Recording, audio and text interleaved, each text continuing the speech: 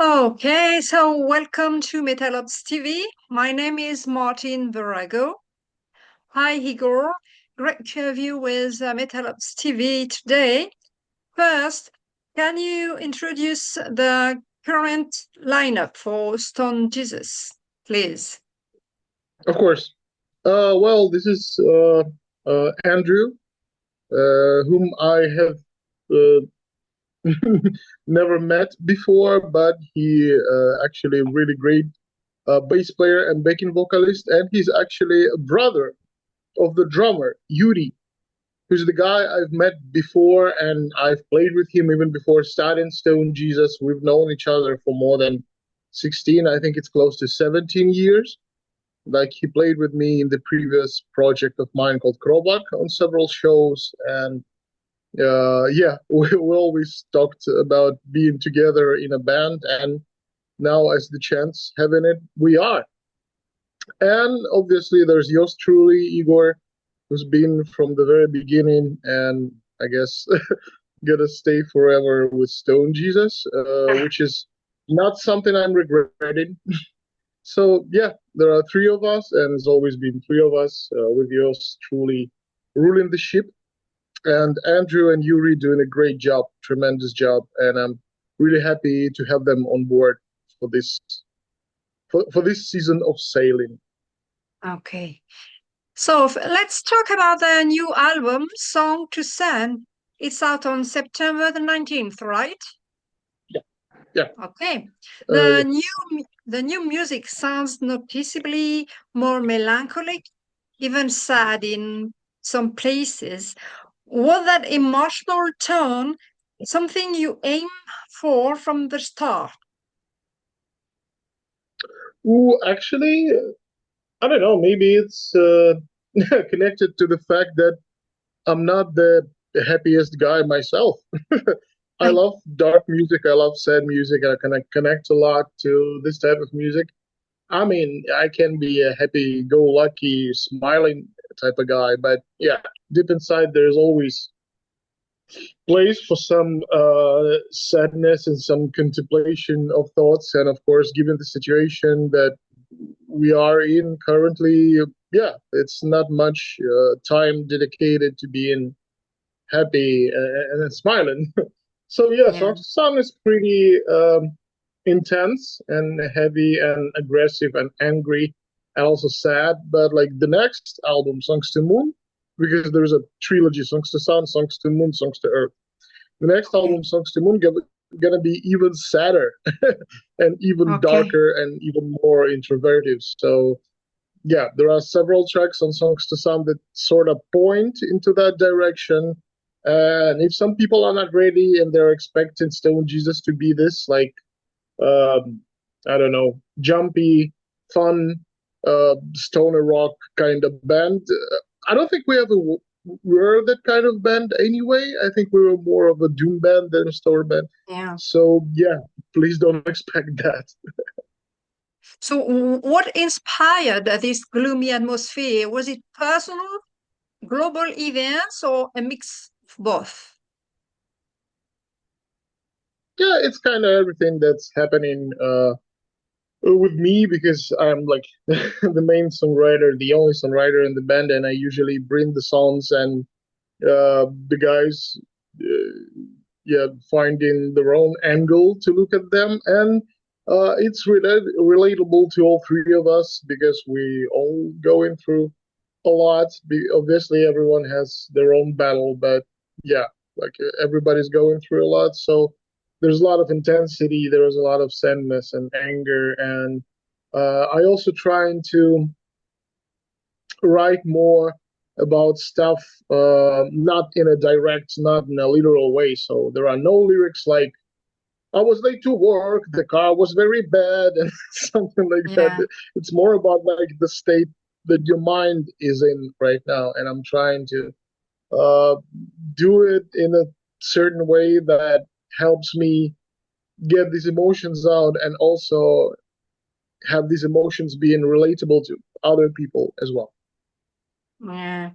And were there any songs or lyrics that were especially tough for you to write or perform emotionally? Absolutely. The closing track, Quicksand, actually, I wrote it 13 years ago, I think, in 2012. And it was too personal to even show to any other lineup of Stone Jesus before Andrew and Yurii. But last year, I kind of decided, yeah, it's probably the time because I trust the guys and we seem to be on the same plane of like emotional and mental connection. And even like in terms of music, we share a lot of similarities. And I think this is the most musically balanced Stone Jesus lineup as like three listeners, like all three of us love stuff like Porcupine Tree and even like Him, Finnish band.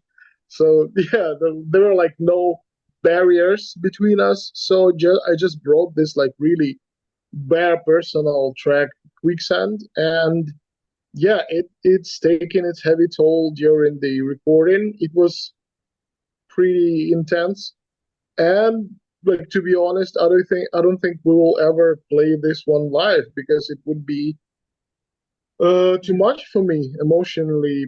Play it every Okay. night and like stripping yourself bare to the bones, like for people, and then trying to bounce back and be normal again.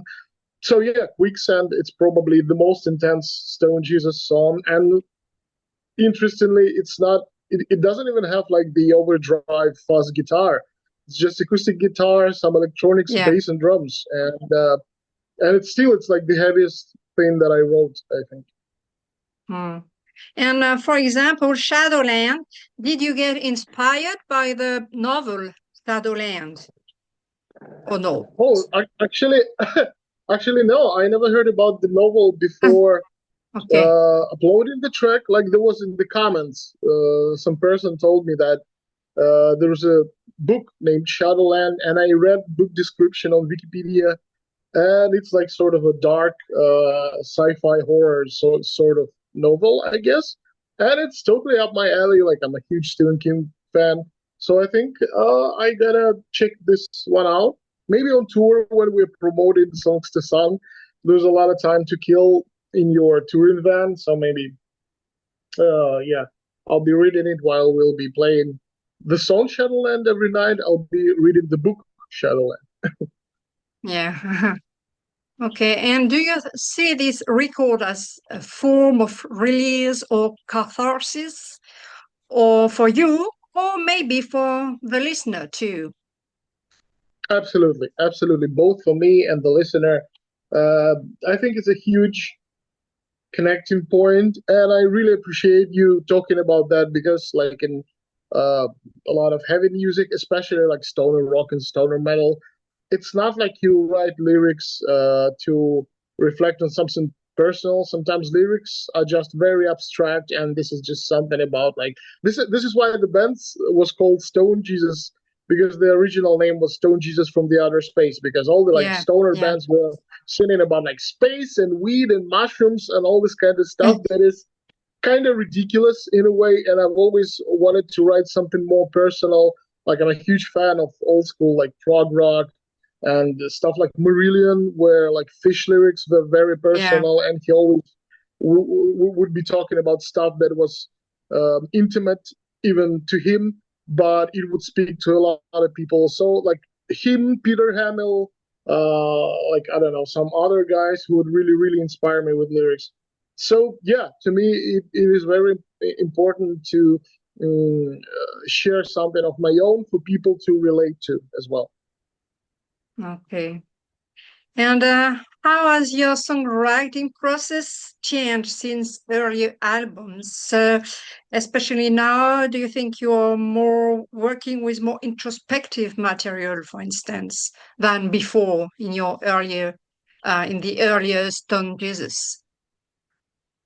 Yeah, I would say you're right. Yeah, I would say like especially the first album, which turned 15 years just recently, it was just like an exercise. I was like 22, I was 23 when I was writing it, and I was just decided that I'm gonna write like a genre album, like a stoner doom album. I heard stoner doom like 2 years before that, and I would be like, okay, like what I heard, this is what I'm gonna write. And that was like very basic and very simple. I know a lot of people love this record, but to me it's the most naive and even primitive like record that I ever written. And obviously from that there were like built-in bricks to go further and to try and to progress and to try to develop your sound and develop your songwriting and be again more personal with the lyrics and with the themes that I'll be writing about. So I wouldn't say that songwriting process changed much because this is still just me writing away in my home, whatever, wherever the home is at the moment. Just writing some ideas, trying to construct songs from them. Sometimes songs are lying on the shelf, like as Quicksand, it was lying on the shelf for like 13 years.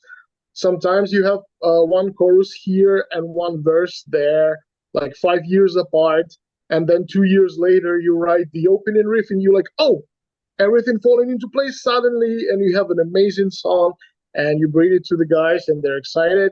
Like in case of Andrew and Yurii, they always excited to hear the new stuff from me, and I'm really happy to implore their talents to enjoy what they're doing because again, Yurii is a very versatile drummer. He's been drumming in a lot of projects, and he's very capable. And Andrew, apart from being pretty good bass and guitar player, he's also pretty great extreme vocals vocalist. And this is not the type of stuff that I would usually use in Stone Jesus, but as you can hear in the second single from Songs to Sound Low, like the screams in the song, this is not me, this is Andrew doing that. Like when okay. the Yurii doing the blast bits, again, we never had blast bits before. Then Andrew doing the scream on top of the blast bits. This is just I would never imagine that happening to any other lineup of Stone Jesus. So I would say right now I'm more liberated as a songwriter because I know that stuff that I can write, all three of us can pull it off, and we can pull off almost anything. So nothing but a bright future for Stone Jesus in terms of songwriting, I think. Yeah, okay. So Stone Jesus has played in so many different places all over the world, including at the Motoculture Festival in 2024. How do audiences respond to this emotional side when you perform live? We usually connect very well with the audience. Like I've heard tales about like people in northern countries being very like closed and just standing with their arms crossed and like maybe buying a lot of merch after the show to show their appreciation, but not like really moving during the show. But I mean, this rarely happens with us. Like we would play in London on Desert Fest, which is mostly like doomy stoner festival with people just standing there and slowly nodding their heads. But I would be like crowd surfing in the middle of the song, and the people would be going crazy and moshing and just having fun and running around, which sounds kind of contradicting to what I was saying before, saying that like I like sad music and I mostly write sad music. But I mean, sad music can be fast. Yeah, of course, Like yeah. intense like songs like Here Come the Robots, they really work pretty well on the sort of like on the contrast with like moodier and slower tracks like Porcelain or Blackwood. So yeah, we never had a problem connecting with the audience, and even us opening for Cult of Luna recently, it went really well because like they have different audience and different kind of people enjoying different kind of music, but it was really great, especially like show in Utrecht, the final show of the tour together, and the guys in Cult of Luna, super nice. Johannes, big shout out to him for taking us along. So yeah, I think we're good at that. Okay. So now I'd like to ask you a different question. How do you see your place in today's Ukrainian music scene? Any new bands or artists you're excited about, or as the war destroyed all the music scene today, we don't know? That's a good question. I think the problem with the Russian invasion, obviously, is that it's stopped a lot of things that were happening in Ukrainian music industry. It stopped a lot of progression, but on the other hand, like you cannot have music tours right now. You cannot have huge shows. It's either like one music festival once a year in Kyiv and a bunch of underground shows throughout the year. So I think it stopped a lot of progress, but at the same time, a lot of musicians who don't have to play live release a lot of cool music just from their home, just recording something at home and connecting to younger audiences, connecting to all sorts of audiences. Unfortunately, this had never happened to us. Like, we were never popular in Ukraine.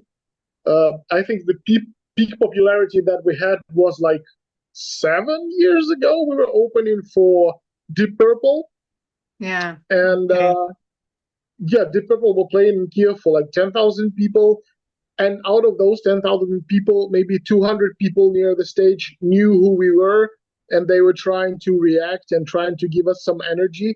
But playing to 9,800 people who just sitting there waiting for Deep Purple, doing nothing, just like waiting for us to finish, whew, that was pretty tough. So I wouldn't say that we particularly belong to Ukrainian scene, because as many regional music scenes, unfortunately, there is like a language barrier because we sing exclusively in English, and a lot of Ukrainians want to hear music in Ukrainian.